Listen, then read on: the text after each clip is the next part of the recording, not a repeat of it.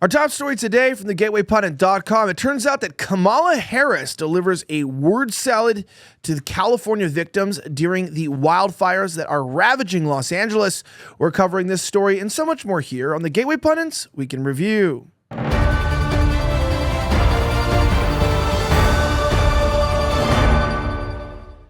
My name is Elijah Schaffer, and this is the Week in Review, where we cover the top 5 stories of the last 24 hours.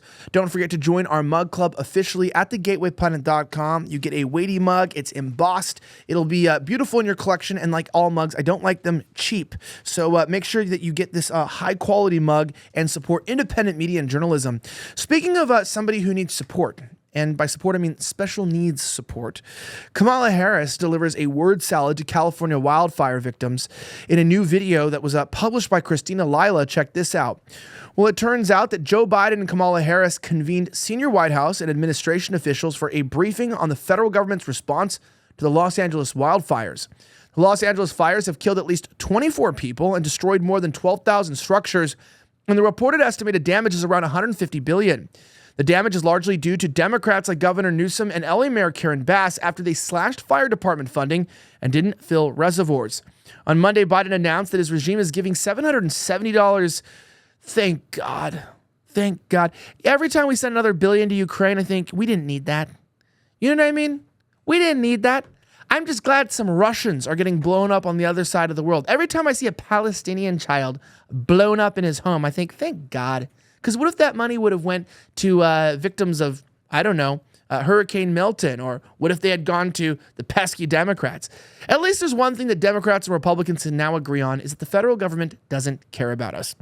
Well, people impacted by these fires are going to receive $770, according to Joe Biden. We have that clip here for you. We'll play in just a second, but it's kind of humiliating. I do know they're going to fix the cities themselves, but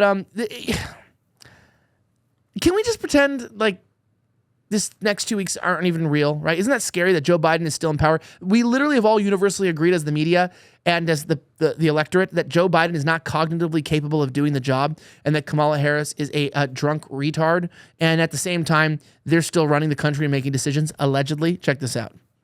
I want to be clear. We're not waiting until those fires are over to start helping the victims. We're getting them help right now, as you all know.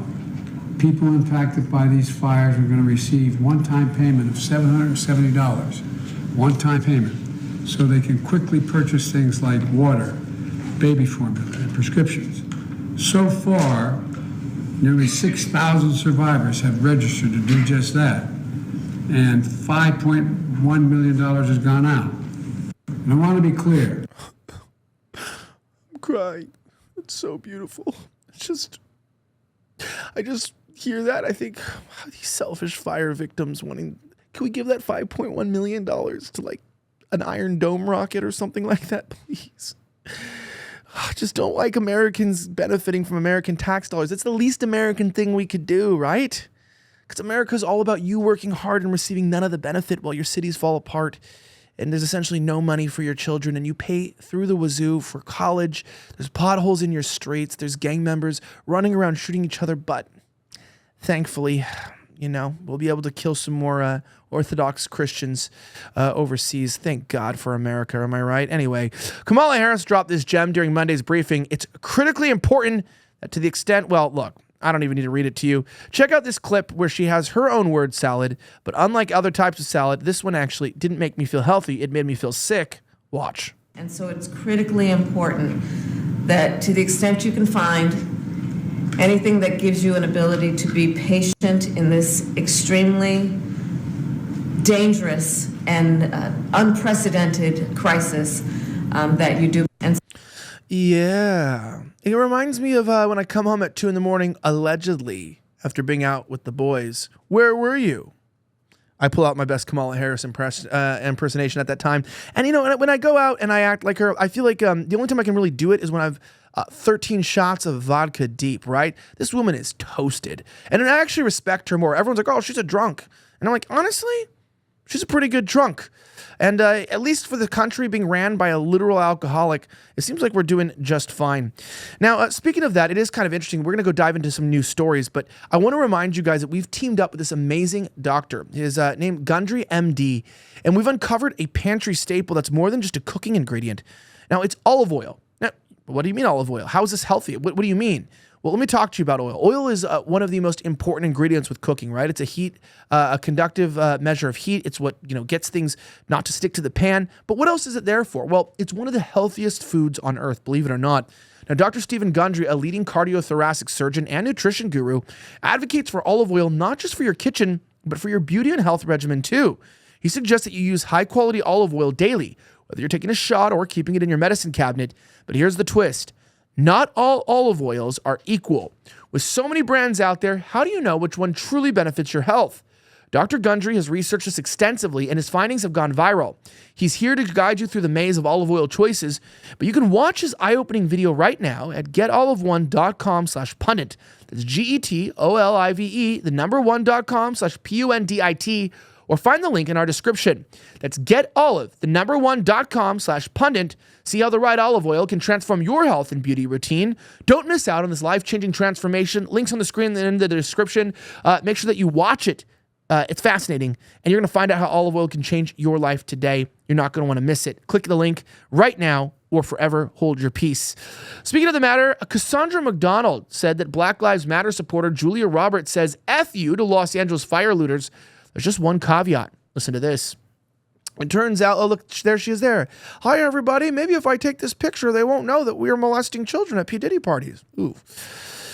Black Lives Matter supporter Julia Roberts is extremely upset about looting now that celebrity homes in Los Angeles are the ones being targeted. Criminals have been taking advantage of the chaos caused by the fires and are looting multi-million-dollar homes, many of which belong to Hollywood celebrities. In the week since the fires began, approximately 30 people have been arrested for looting the abandoned mansions. In an Instagram post promoting the SoCal Fire Fund on Monday, Roberts wrote that there is so much healing and help needed that we will get through this. F you to the looters. Well, it turns out down here, Roberts did not post condemning looters during the deadly Black Lives Matter riots in 2020 over the death of George Floyd. May he rest in peace. May he rest in peace. Instead of an award-winning actress served as an ally and posted her support at the movement, well, white privilege is real. Take a minute to consider a black person's experience today. Black Lives Matter, Roberts wrote in an Instagram post on May 29th. Goes on to explain here.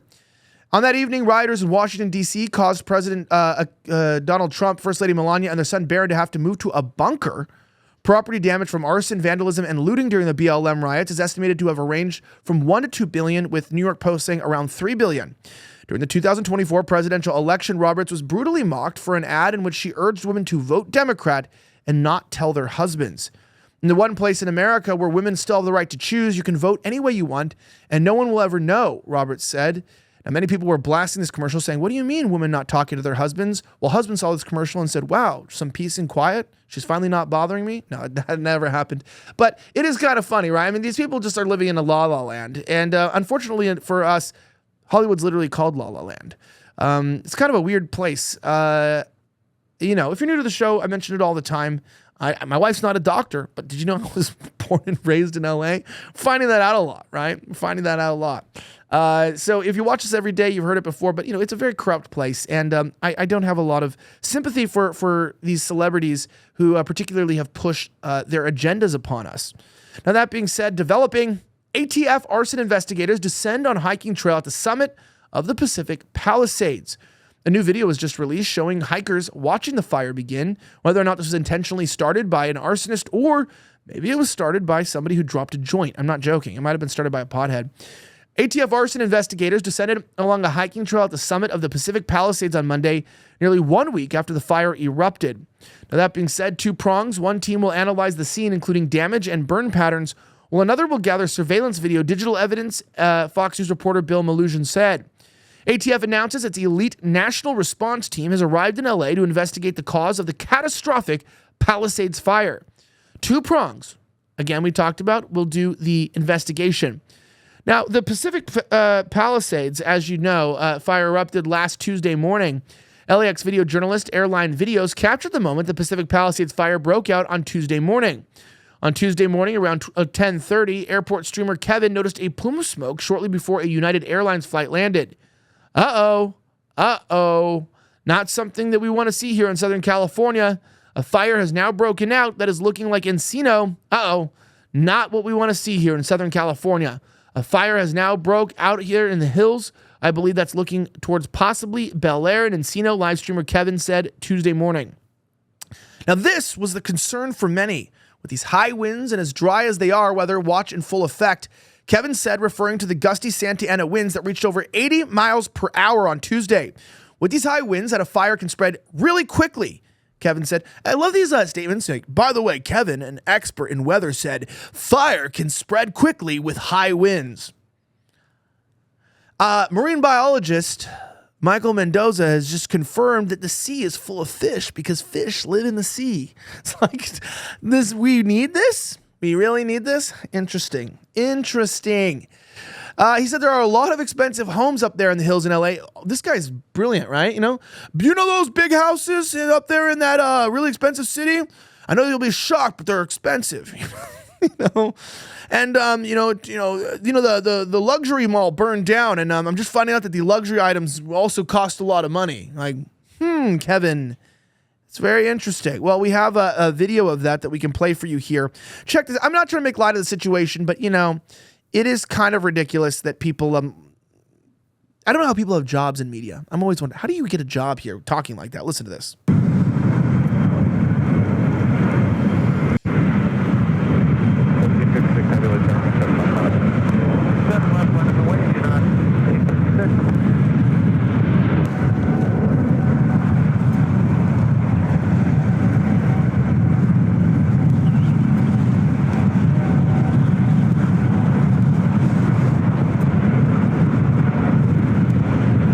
Big deal. Not something we want to see here in Southern California. A fire has now broke out. That is looking like Encino. Not what we want to see here in Southern California. A fire has now broke out there in the hills. I believe it's looking toward possibly Bel Air, Encino.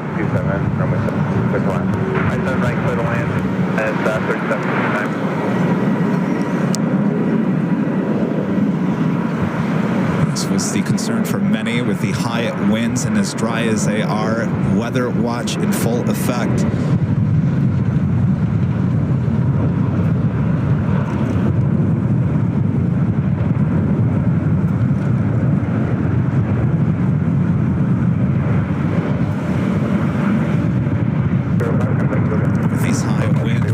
Fire can spread it really quickly. All right, we got Turkish A350 arriving on the north side. We'll keep an eye out on this fire. Hopefully this is the only fire that we see throughout the course of the day. Hill 3, golf, and it's across 7 left and then over to ground until 22. Of course, there are a lot of homes up there as well. A lot of expensive homes there in the hill. Some of you guys are asking if that smoke will be an issue for LAX, especially the north side. I don't believe so. Airline 0644, Darwin 010 at 18, I am from 7 right, clear flag. 7 right, check 7 right. 010 at 18, that's Our next arrival is that flight coming in from San Jose, Costa Rica, followed by American Airlines Flight 255 coming in from JFK, and an A321. It'll be followed by Aeromexico, Flight 644 coming in from Mexico City, and a 737 at MAX 8. Well, that's not good. I'm a TV presenter, so I'm going to say, wow, fire in the mountains? We don't like that. That's not good. AIDS. People are getting it, and we don't want it. What is this commentary by these people? I gotta wonder, has it always been this bad, or is this just like a relatively like local news in LA is extra dumb, or is it because people in LA are extra dumb, right? It's like, yo, dude, that fire be bad, bro. That fire be so bad, bro. And I mean like bad, like not like cool bad, but like bad, like, yo, that's like sick but disgusting, and like illness. It's like, man, I don't even know. Anyway, I wanted to speak of something that I do know about that you might want to know. Obviously, you know, it's been a pretty rough year for Republicans and conservatives until we got some hope with Trump's victory. Well, someone who's been on the front lines of that fight is a man named Mike Lindell. He's been fighting for election integrity. He's been sued all over, literally. He's been sued everywhere. He's literally been sued more times than P. Diddy has violated probably young actors. So that's pretty crazy. But the thing of the matter is that being that said, the company has been canceled essentially. And it's weird because they have one of the best pillow products that exists. Maybe the best, especially for an affordable price. But it was never that affordable, right? It's $50. And I mean, it's like made in America. It's high quality. You're like, okay, $50 to support a patriot.